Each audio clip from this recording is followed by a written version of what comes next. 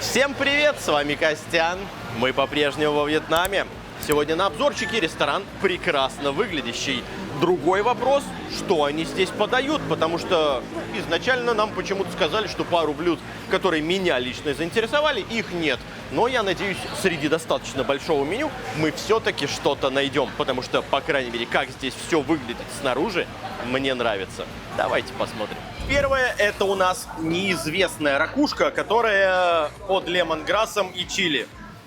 Почему неизвестная? Потому что у них просто написано shell, fish, лемонграсс и чили. Ну, то есть означает просто какая-то створчатая ракуха с лемонграссом и чили. Ну, вкусно.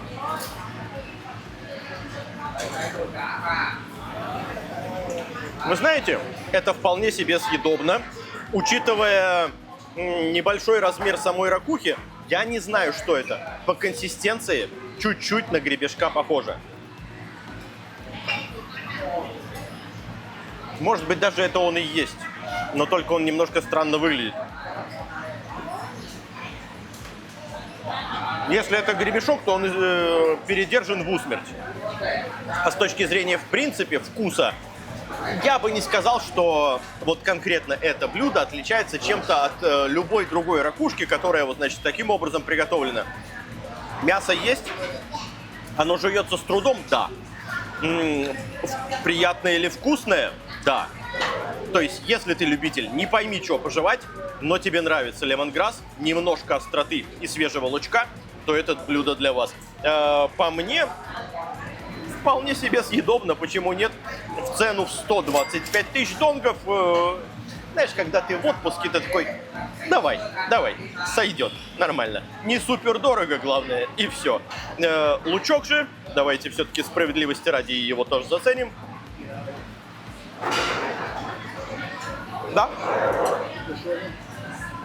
Здорово, классно приготовлено. Так что не пойми чего с лемонграссом и чили вполне себе. Роман сейчас тоже попробует, скажет пару слов про саму ракуху. На мой взгляд, единственное, что я докопаюсь, жевать не пойми как и не пойми что. В остальном огонь. 98% уверен, что это передержанный гребешок, потому что я сам дома его передерживал у себя на гриле. Но это не главное. Главная фишка этого блюда — это то, что оно очень вкусное. Вот это лемонграссово-луковое наполнение. И сюда все что угодно подойдет. Хоть говядина, хоть свинина, любое мясо. Так что по вкусу это огонь.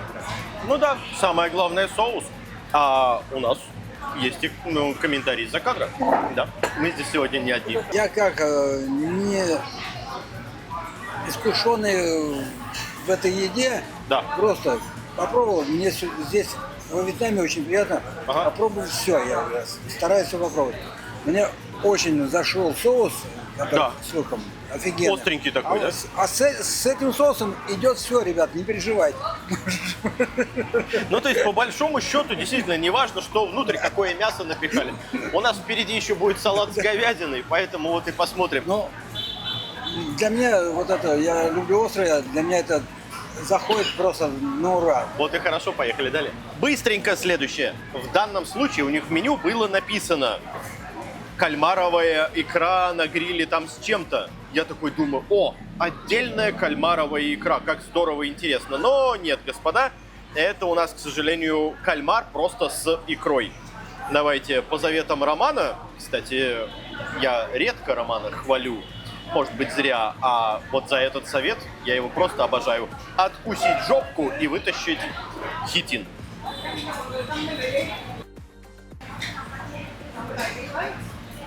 Вот так. Сказать, что сам кальмар в усмерть передержанный, ничего не сказать. При этом с икрой действительно не обманули. Она внутри есть. Ровно так же, как и все остальные кишочки. Я скажу так. Это закуска для спортбара. В рестике, когда люди пришли, действительно насладиться морепродуктами, на мой взгляд, вот так вот не стоит. Да, когда люди уже фанаты, сидят там 3-0, и они радуются, им вот это зайдет, это будет кайф. Потому что это очень жесткий кальмар, внутри, соответственно, ровно такая же икра с кишочками. То есть это не про морепродукт, это про достаточно острую, мощную сурово жевабельную при этом закуску, не более того. То есть вот такое блюдо, это хорошо в спортбаре поддать людям, которые поддатые. Простите за вот такое вот сравнение. Не более того. Это не морепродукт, это просто закус. Роман, прежде всего мнение по кальмарам твое. Самое главное, что это очень вкусно, мне понравилось. И я понял, почему он резиновый. Я вспомнил, мы однажды такое заказывали, и прекрасно помню эту консистенцию. Походу, это заранее высушенный слегка на солнце кальмар, который потом уже загрилили. Скорее всего, так и есть. Ну, то есть, не о свежих морепродуктах мы сейчас говорили. Ну да. А заметьте, с чего вообще начался у нас заказ.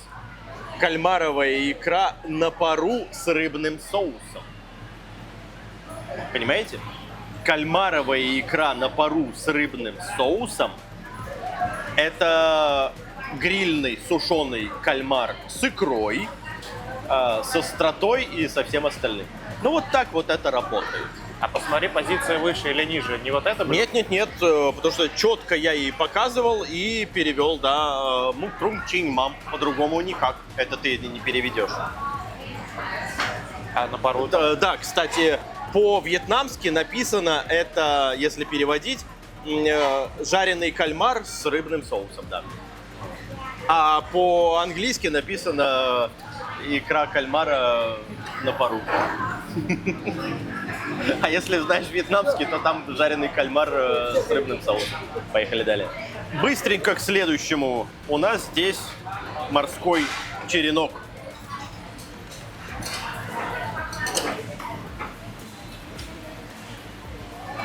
Песок есть. Жесткость есть.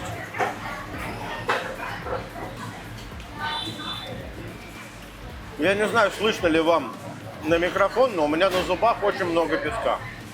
Я думаю, мало кто усомнится в том факте, если я скажу, что я здесь попробовал много блюд, много видов морепродуктов, и уж сколько раз я пробовал этого черенка. Все прекрасно знают. Я до сих пор хрущу песком. Это один из самых плохо приготовленных, к сожалению, черенков за всю историю. Согласен. За всю историю, которые здесь мне встречались. По поводу же самого Morning Glory. Но и поменьше. Нет, без черенка, пожалуйста. Сам Morning Glory. Да без черенка, говорю. О, вот так.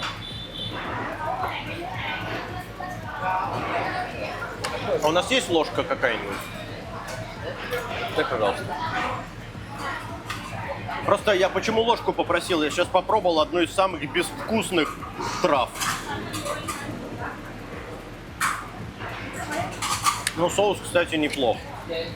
Дайте я попытаюсь вот так вот сделать, чтобы Morning Glory с соусом попробовать.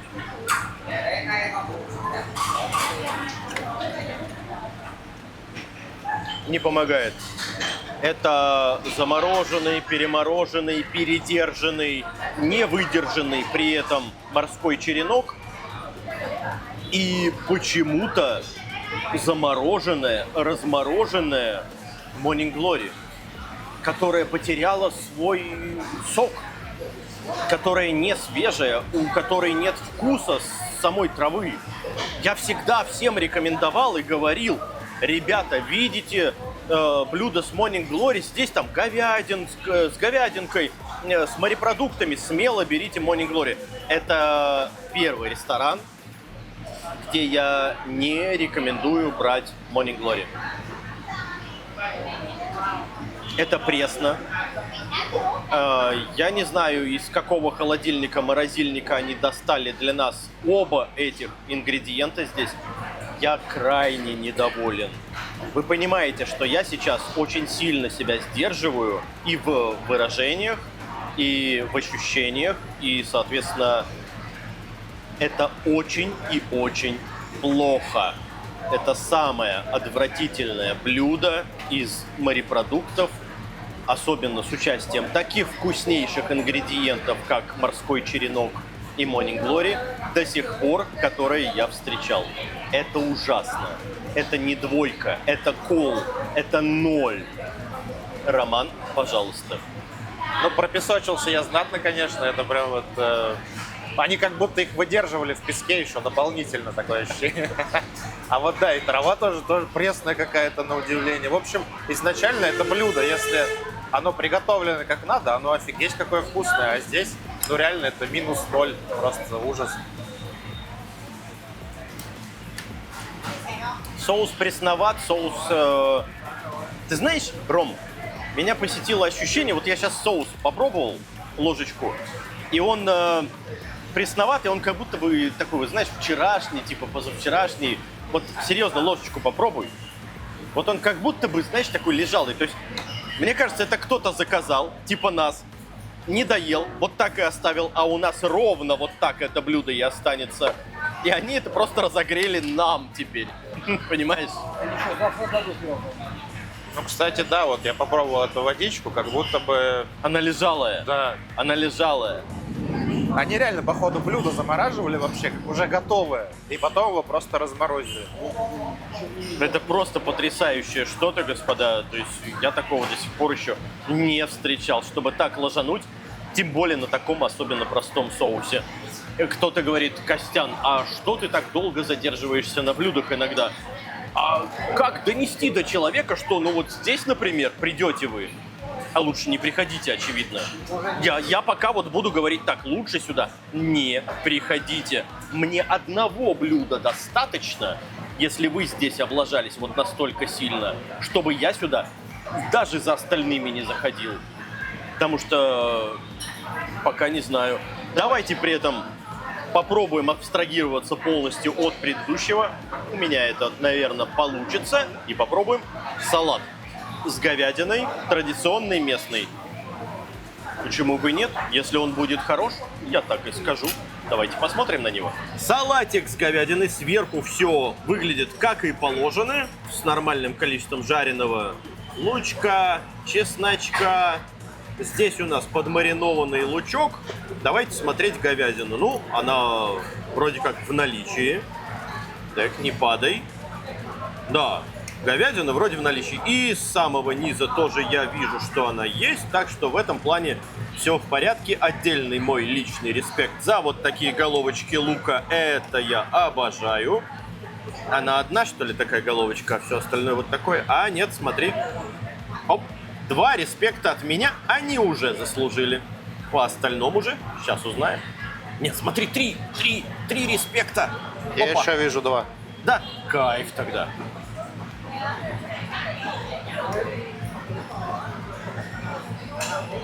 И вот так вот. А вот здесь вот еще и цветочек лотоса. Очевидно, подзажаренный. Вот он, нарезанный тоненький. Прежде всего, тот самый цветочек лотоса. О, мне завязало рот. Но это не означает, что это плохо. Это вяжущий рот, приятная овощичка. Это прикольно. Ну, то есть претензий у меня нет. Да, вяжущая. Главное, чтобы весь остальной салат так не вязал. Давайте-ка его как раз и попробуем. Здесь и говядинка, и сельдерей, и морковка, и лучок. Ну и, наверное, что-то еще. Это вкусно. Это без вопросов вкусно. Ну, это классно. Это отличный, вкусный салат.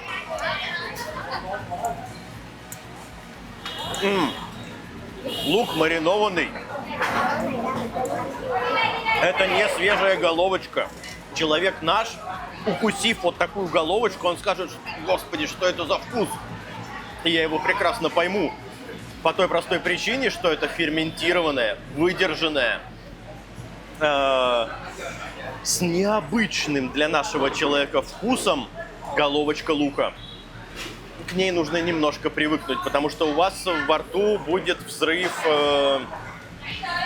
лежалого, прежде всего. Затем, знаете, вот первый человек, когда пробует имбирь, для него имбирь такой, что за духи я ем. Вот это ощущение будет. Самого лука практически нет. Мягкость, приятность. Послевкусие интересное. Послевкусие лежалости исчезает. Короче говоря, вот к этим ферментированным овощам здесь стоит присмотреться, попробовать. Не зашло, так не зашло. Но пару раз попробовать точно стоит. По самому же салату и говядинке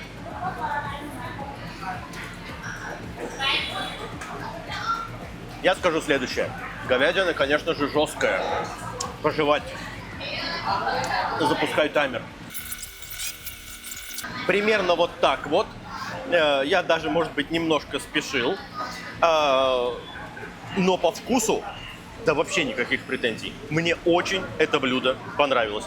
А к жесткости говядины, ну это в салате. Ребят, мы всегда вам здесь и говорили, в салате здесь всегда жесткая говядина. Да, Роман? Да, салат они приготовили вот по всем правилам вьетнамского салата. Все очень вкусно, салат очень сочный получился. Да. Соус офигенный. Единственное, что вот на мой вкус вот эта вяжущая хрен пойми что, она очень неприятная. Лотос. Лотос, да. Очень неприятное ощущение у меня вызвало. Я поэтому выложил сразу все кусочки и съел весь оставшийся салат. Остался полностью доволен. Ну, то есть, кроме вяжущего лотоса, а это просто зеленый, он незрелый. Ну да, вот для меня он прямо лишний там, а все остальное офигенное. Короче говоря, как, знаете, недозрелая хурма, которая у вас рот превратит в куриную жопку. Ну да, а по мне так и местный колоритик, зато лотос. И вы знаете, у нас получилось абстрагироваться полностью от предыдущего блюда, как вы понимаете. Так что да. Другими словами, если раньше я говорил, что сюда заезжать не стоит, то за этим салатом можно. Но пока что только за этим салатом, к сожалению. Резюмируя, надо иметь очень мощный челюстно-лицевой аппарат для разжевывания этой говядины. Вот. А с овощами, да, все в порядке. Сам салат в целом. Слушай, в целом вкусно. Но Ну, как с блюдо мясом, вот. Да, как блюдо вкусно, говорю. Было бы мясо помягче, цены бы ему не было. Жалко, лотоса не получилось попробовать. Почему? Вот он. Остался? Вот он. Вот он. Вот он. То есть сейчас рост сверху. Аккуратнее. Действительно ли он так вяжет? Всё, сейчас Да, как черемуха, я бы сказал. Очень Да, такая черемуха, вот, которая только-только отцвела, такая, знаешь, еще Для зелёная. разнообразия попробовать точно стоит. Головочку вот эту маринованную. Она необычная, сразу предупреждаю. Своеобразный вкус. Мне понравилось. Ну, то есть ферментированный Да, вот да, этот вот да, вкус да. тебе нормально. Да, насыщенный такой. Прям с первого раза. Разносторонний. А мне? Есть еще? Ну, да, вот она, головочка есть. Вот он, этот самый есть. Держи. Ну, честно, мне зашло прям офигенно. Ну, то есть ферментированный вот этот лучок нормальный, да? Я- Ну, вот видишь, двое из двух такие говорят нормально. Ром, а ты вот когда первый раз с этими ферментированными овощами, тебе как? Мне первый раз показалось, что это испорчено, и до сих пор у меня такое ощущение. У тебя даже не то, что первый раз, у тебя до сих пор еще так. Могу сказать, что у меня примерно такие же ощущения. Я бы еще съел. Есть еще? Если покопаться, наверное, найдем. Да, вот с этой стороны, вот здесь, видишь? Да вот он, вот. Вот он. Другими словами, о вкусах спорить не будем. На вкус и цвет товарища нет. Это правда. Ребят, как вы понимаете, я заканчиваю этот обзор немножко раньше, чем мы это обычно делаем, по двум причинам. Во-первых, хочется его закончить на позитивной все-таки ноте. А во-вторых, я не хочу дальше экспериментировать, потому что мы заказали 4 блюда, и 3 из них оказались так себе. Одно блюдо, я выбирал, какой палец оставить. Одно блюдо прям очень провальное. Совершенно недопустимое, на мой взгляд. Потому что, как мне показалось, это просто кто-то вчера не доел. Его при этом положили не в холодильник, а даже в морозилку. И сейчас нам разморозили и подали. Это за гранью, просто за гранью каких-либо моральных, этических и вкусовых норм. Такое просто не должно быть. Что же касаемо тех двух блюд, которые, в общем-то, нормальные, которые закусочные, которые подойдут для спортбара. Опять же, повторюсь, именно для спортбара, не ресторанчика. Ну и прекрасный салат. Прекрасный, замечательный салат. Это значит, что не совсем все у них так плохо.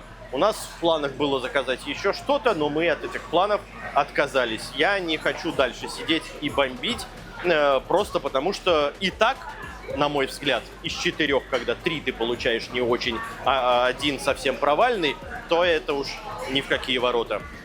Господа, с вами был Константин.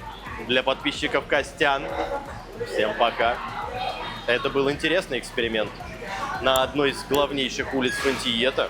Вот такое. Окей. Давайте, господа. Кто хочет отведать по крышечке? Так, ну поехали, да? Включал? Уже столько времени идет? Гениально. Тамбит! Тамбит!